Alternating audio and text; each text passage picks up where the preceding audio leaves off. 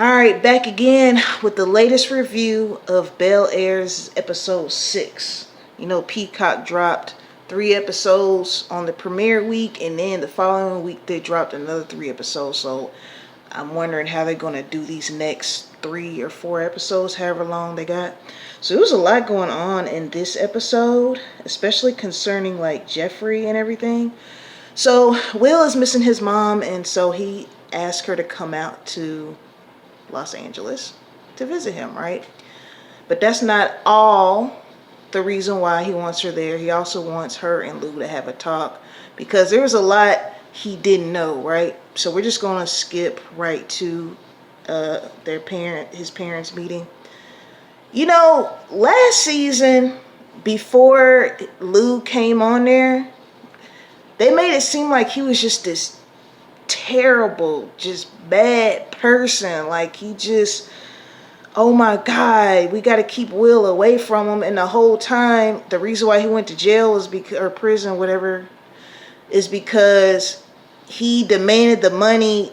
This guy that he was working for, he demanded he paid him, and I guess it ended up being a quote-unquote robbery, but he was really getting the money owed to him.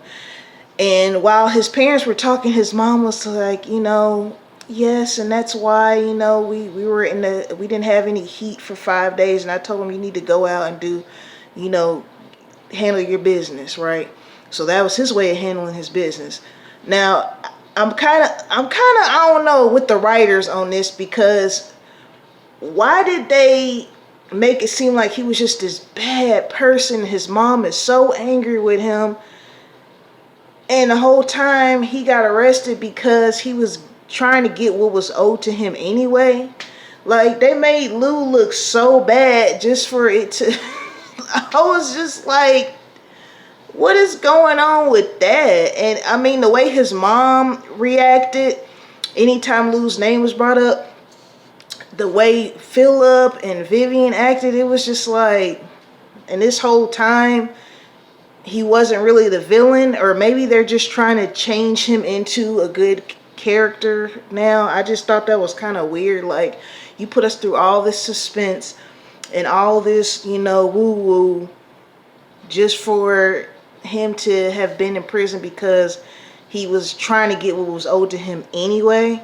You know, that we thought he just got in trouble. He got arrested for robbing somebody because he was just on some thug-ish.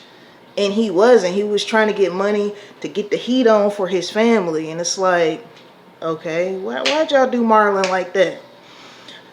Anyway, so, you know, ever since Philip dropped Erica, she told him pretty much that all her clients or whatever going to come back to her, whatever. I'm not really I don't know the law lingo, so forgive me if I mix some words up, some terminology. So Phil is in, I said cahoots, I was about to say cahoots, but Phil is working with this developer guy, right? Which people are not happy about because they feel like he's contributing to gentrification in that area. So the guy, he wants to buy Jazz's record shop, and Jazz's record shop has been in the family for decades. We find out this episode that the Black Panthers had meetings there and stuff. So we're talking 6 decades ago, 5 decades ago.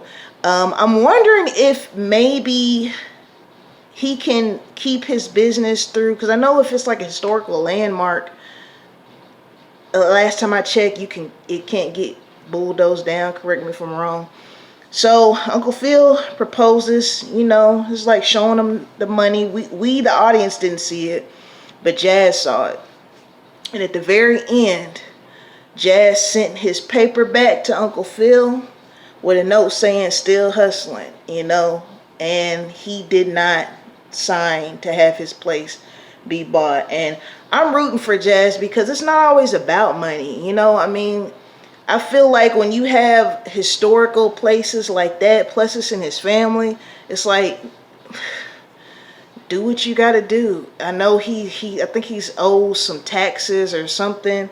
And, you know, Uncle Phil was like, you know, this can take care of that and then some. But I'm rooting for Jazz, and I really hope that he keeps his spot. You know what I'm saying? Like,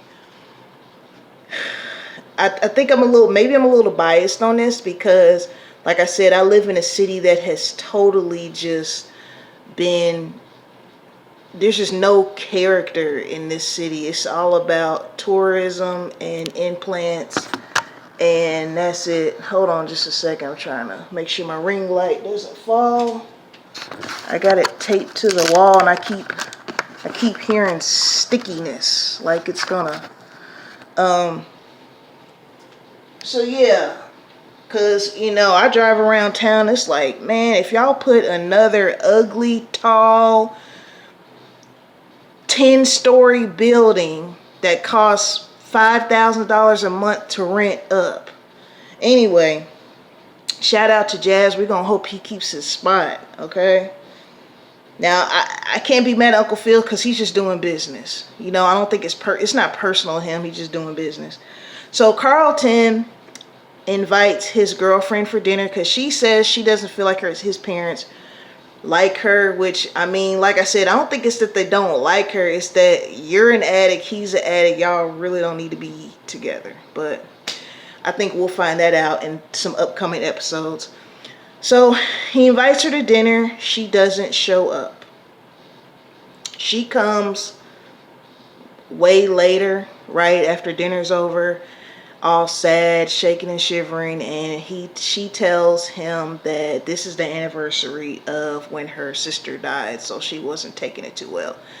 And he asked her why she didn't tell him, and she was like she didn't want to make their relationship about, like, I guess, that on top of what they got going on. But I feel like I understand that, but I feel like she should have maybe rescheduled the dinner, because you knew that the next day was going to be your sister's death anniversary. So if you can't handle that day, I feel like she should have just been like, okay, what about next week? You know what I'm saying? I know it's a new relationship and maybe you feel like you don't want to ask for too much, but that's what I would do if I was her. I would be like, tomorrow's not really good, but how about next Saturday? Sometimes you just gotta speak. Just instead of worrying about how somebody's gonna take stuff, just speak what's on your mind. That whole situation could have been avoided. And that's not a good look on you trying to get his parents' blessing. You see what I'm saying? I mentioned this a little bit on the last review about Ashley having the boy in her room. He was auditioning for the band, but he came late. So Ashley invited her to the room. And Viv had a little problem with that. She was like, there's no boys in the room. And Ashley was like, well, he's non-binary. He goes by they, them pronouns. Okay. That part really irritated me because it's like, girl, you know what your mom means. Whatever they go by. If they have a penis and balls, they can't be in the room. Like that right there. If I were her mom, I would have been like, you know what? Tell him to go home since you want to do all that stuff. You know what she meant when she said no boys in the house.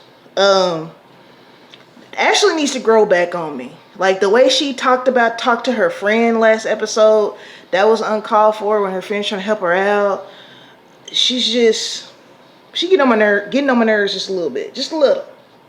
I'm going to give her some grace because she's a kid, but now the biggest thing this episode to me was Geoffrey's deal, right? Now Geoffrey was in some Scarface type, Godfather type stuff back in London back in the day when his son was a baby, and that's why he, came to America to get away from all that. So his son was like in hiding, right? Or something like that. So when he got it back in touch with him, when his mother got back in touch with him, the organization found out or something. So old school Geoffrey, the OG original Geoffrey from Fresh Prince plays, I couldn't really understand if they said Reuben or Roman, but I wrote down Reuben. So I think he was the one that was supposed to protect Geoffrey's family while he was in America, but he ended up going to jail. Reuben, right? So I guess he has this really kind of high position in the organization, but we find out that Geoffrey actually killed the head of some organization. And so Geoffrey was like, in order to make this right, you got to come back and put in some work, which is mean go back to London and get involved in this, you know, underground, whatever he had going on over there. Geoffrey's like, well, I can't do that. What's going to happen if I don't? And Geoffrey's like, well, your son's going to have to pay for your sins. You know, and then he got up, walked away from the table with his bodyguard.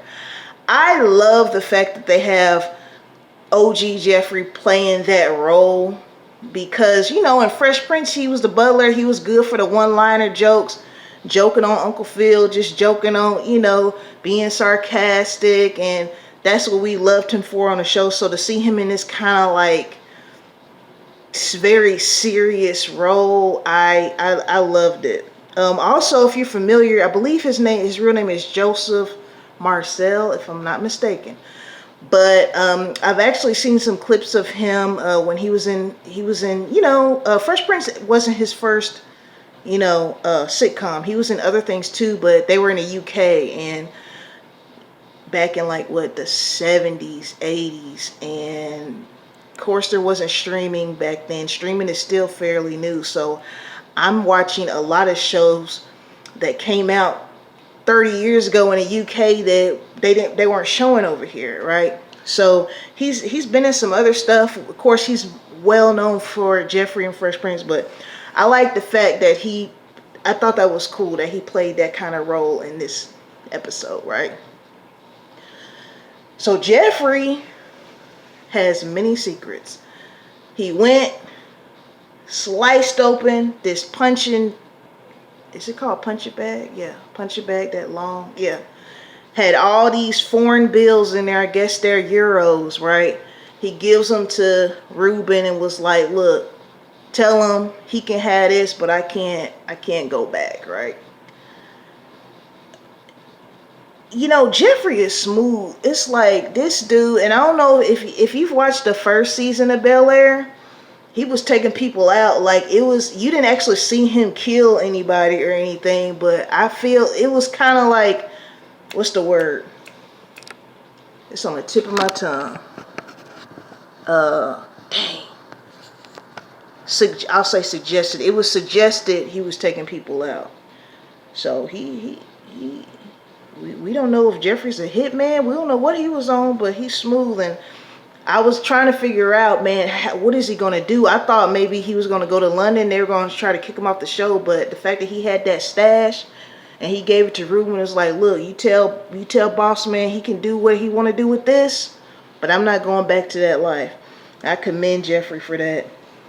Let's see what else I got.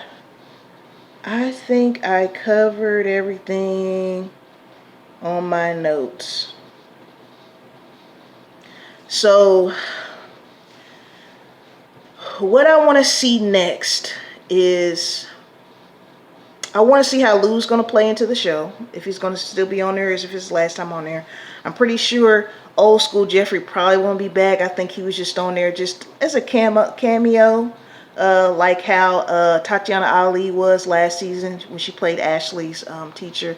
I wonder if they're going to have the old Jazz on here, like Will Smith, and that's his real life friend. So since Will Smith is a part of this show, I'm wondering if Jazz is going to make an appearance. Like, I would love to see Jazz. I would love to see the old Trevor. I think they covered a lot of people. They covered the lady who played Will's mom. They covered the Aunt Viv. She was on their first season, I think. But yeah, loving Bel-Air, man. Shout out to my subscribers, all 72 of you. I love each and every one of you. Thank you for supporting my channel. And if you're not subscribed, you know, you can just push that button. Like, comment, share, all that good stuff. Peace and blessings to you all. Until next time.